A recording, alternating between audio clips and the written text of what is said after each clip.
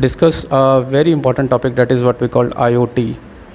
And already confirmed from many of you, IoT means, and most of you know that full form, that is Internet of Things, or Internet of Things, or what we call life in everything.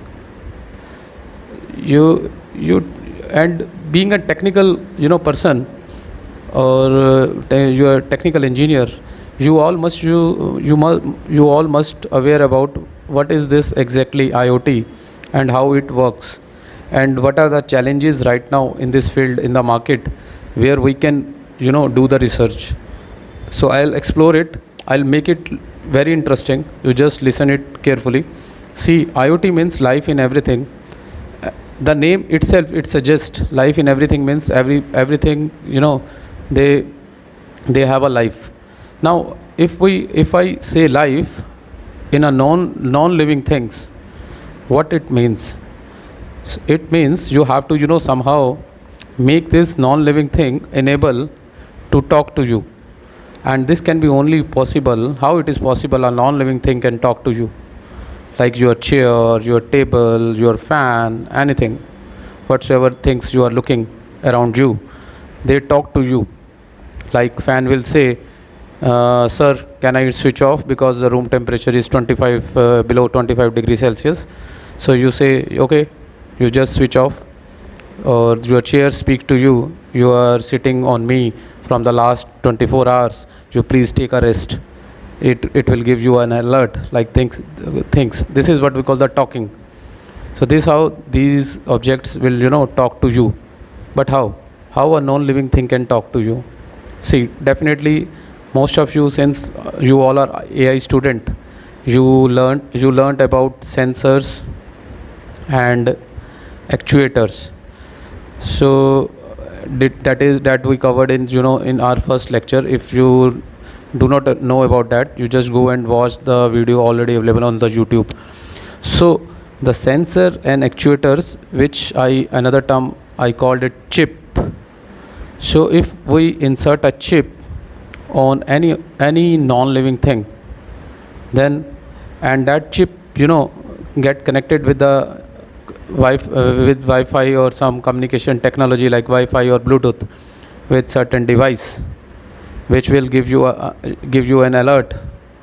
This device is particularly, if I am call it the handheld device that we generally use nowadays. The handheld device that we use generally nowadays, our mobile or our smartphone. So if somehow you put a chip in any non living body, then it will become active. If you put if, like I give you an example, like chair will tell you about the pressure. It will senses the pressure of human body on it, and it will claim after, yes, ki you are sitting on me from the last 24 hours, please take a rest. This can be only judged by the chair, by whenever there is a particular kind of sensor over there, that is what we call the pressure sensor. If we place the pressure sensor on a chair, then if somebody sit on that particular chair, then the chair will recognize the time as well as anything related to the pressure. So this how this chair will become a living object. Similarly, the fan. For a fan, you also need a kind of sensor, like a temperature sensor, which measures the temperature of the the room, and then it will give alert according to that. In the same way, we have different kinds of sensors. We have many sensors. We can have a pressure sensor, temperature sensor, humidity sensor, and so many sensors, conductivity sensor. So anything we can measure, no problem. Like a bottle. On a bottle, if you place a conductivity sensor, then it will measure the height of the liquid inside the bottle. So there are so many sensors are there. We have to learn about the sensor if you want to become a champion in IoT. Because if somebody come to you and say, you have to do some project on IoT, then it is a game of sensors and the connectivity with the device that the Nishal I think explained it in the early in the very beginning. So this is one thing you understand now. To put a life on an object, you need a sensors, right? Now another thing is the connectivity. So these sensors, if it is connected with the web, now it is related with you all. When all the sensors, see, all, the sensors should have to be connected to the web, then only it can communicate with any other device. So for that you have to assign one IP address to the sensors, to these objects. Since now if let us see, if you want to make your home automate, if you want to do home automation, so for that, how many things are in your home. There are so many things like refrigerator. If we see refrigerator, TV, television, sofa sets, anything, floor, your walls, so many things. So for each and every thing you want to make it active, if you want to make it active, you need one sensor for that. And along with the sensor, you need one IP address. So earlier, what in the beginning, IP address you need. So earlier in the beginning, in the beginning of the IoT in near about 2010, this is the era when this IoT comes into limelight. So at that time, we predicted, although we predicted it in year 2000 that this kind of thing is happen, but we are not make it feasible in a coming years, just because at that time we have IPv4, and you all must have to understand this. At that time we have IPv4, which are limited addresses, limited, which has a ability of limited IP addresses near about, and this limited is also it is too large, about millions or billions. It is in billion range, but still, if I am saying billion, it doesn't mean it is unlimited. It is still limited, and to make this IoT dream as a success, you need unlimited IP addresses, because this is what I talk about. One room. What about if everybody wants it? The complete world wants it. This IoT, then they need unlimited IP addresses. And with the advancement, when there is IPv6 developed, there is a no since in IPv4 there is a concept of classes. I think you already learned it in your DCN subject or ACN subject. But in IPv6 there is no limitation on IP addresses. You now have unlimited IP addresses. So the problem earlier that due to which this IoT is not feasible is these IP addresses. But nowadays this problem gets solved because we have IPv6 with us, and there is no constraint of now IP addresses. We can have unlimited number of IP addresses to assign to anything. But still IoT is not feasible. Still IoT, we are in year 2020. We are in the year 2020, but still IoT is not feasible. And the whole it is not fully feasible, fully executable. But still we are able to design some. If you want to design your home automation, you can do it with some objects, but still it is very costly, and the technology is very costly, and we are not able to do it or executed it fully. So now the question arises, where we stuck. See, the one problem is already solved, this connectivity problem, that is the IP addresses. Thus another problem which is remain same is the sensor technology. Still now we are not good at sensor technology. Now what it means, sensor technology, if I'm saying we are not good, it means one thing is the sensor technology nowadays, it is very costly, one thing. So it is not reached to the general public, so it is very costly. This is the one drawback. Another one, if we compromise with the quality, Then we have a cheap quality of the sensors, which will, very dangerous if we are talking about the to create it home automation with a cheap kind of sensors. So it may be a very dangerous. So that is the one reason why we are lacking behind. And I already predicted, by end of 2025 we may have the complete IoT feasible, just because I expected by 2025 we have this sensor technology get penny, it is under penny cost. It is so cheap, almost free to everybody. Then only this IoT can be feasible fully. One thing. Another thing, what I thought, this sensor technology is costly, because it required a hard manpower, complex machine designing, and costly materials like gold and platinum. For accuracy you need these kind of materials like a gold or platinum, which are already very costly. That is why this sensor technology is costly. But maybe in the future, I will tell you, now I am telling you the futuristic approach. Maybe in the future what will happen, this sensor technology may be possible by machine learning. Now you all get strange to know how machine learning will replace this sensor technology. I'll tell you. See, in a machine learning, what we are doing basically, see, in a machine learning you have a very big data set. You created, you learned, you made a machine with this data set, you trained it, and then if somebody asks the question to the machine, it will respond back an answer to it. In the same way, in the coming days, I think we have cameras of a very high quality still we have in our mobiles, but in upcoming days maybe we have lot of more cameras with a high capacity or a high resolution. So we have very soon, we have the pictures of the atmosphere, and I'll give you one example. Let us suppose I want to measure the temperature of this room.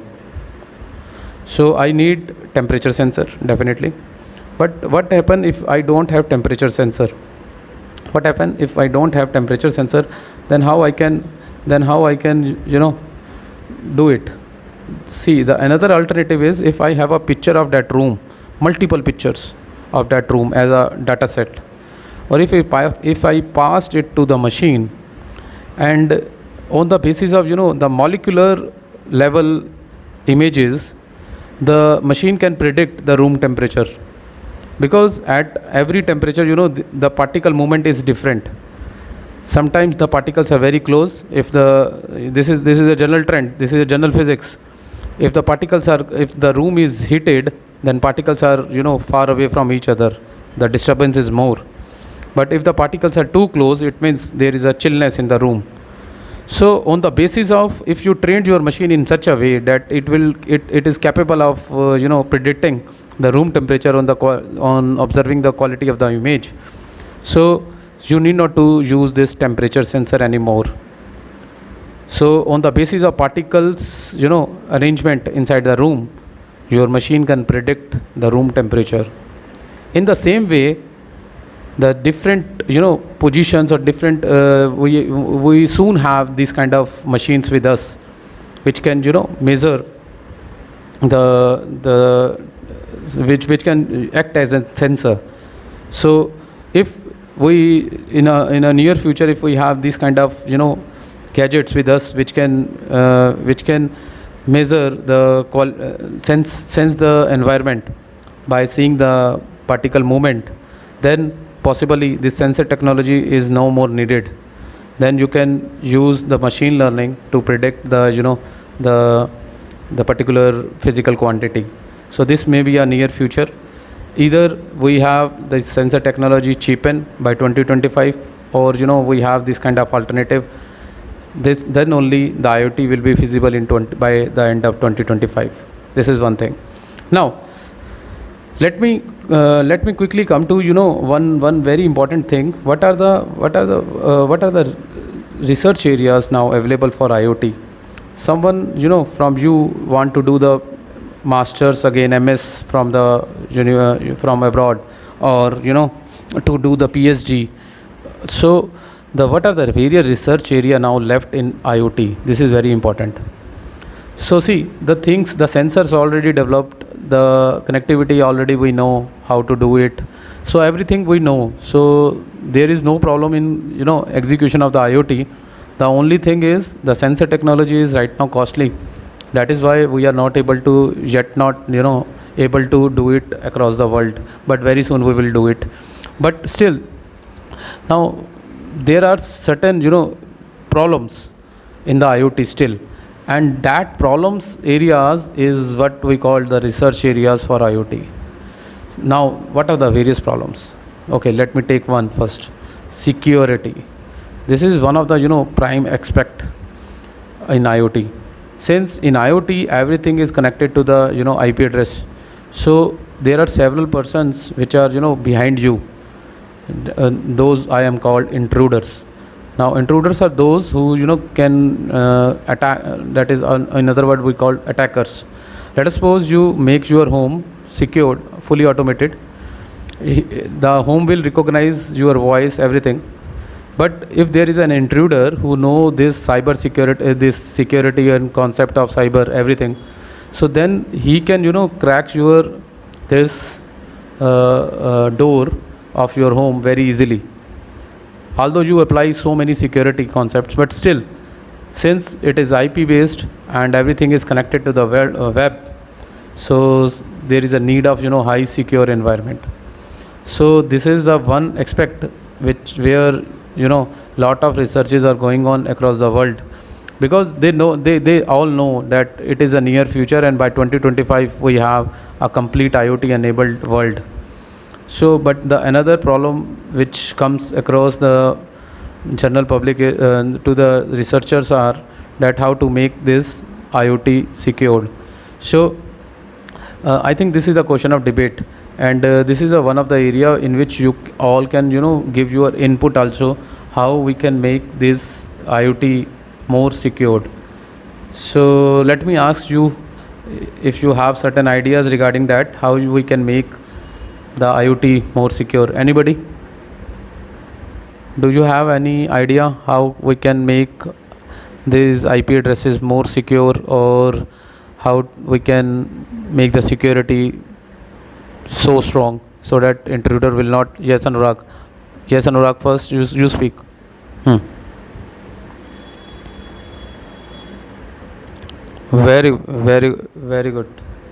Very good. This is what we call very good. This is what we call cryptography. This is what we call encryption decryption is what we call cryptography techniques. We should have to some cryptography algorithm. What do you think? Whether these scientists are not doing that, they are definitely using some kinds of cryptography algorithms there. So definitely this is one solution. Any other solution? If somebody, anyone? Okay, right. So this is actually this he is Anurag is very much correct. This is the one area, the cryptography techniques. So now how to include cryptography with IoT? This is a research area where most of the people right now working, how to include this cryptography with the IoT, so that this like cryptography is what, if you heard about this cryptography, yeah, you already learned about the adversarial search we learned in the AI lectures. This adversarial research is basically search is using this cryptography. So cryptography is one of the way by which we can secure this IoT, and by probably we can have a more secured environment. So lot of algorithms right now going on, but how to for all the sensors, if there is some generic kind of algorithm which can make all the things more secured. So this is again one of the research area. So I hope you all understand what are the the main problem in the IoT. And another thing, another area is the speed. The speed is also one of the concern. How to increase the speed of these sensors, because it will always have a lag there is a since there is a communication, so there is a lag between the receiver and the sender. So how to overcome that lag? So for to overcome that lag, you have to work upon the communications, communication techniques.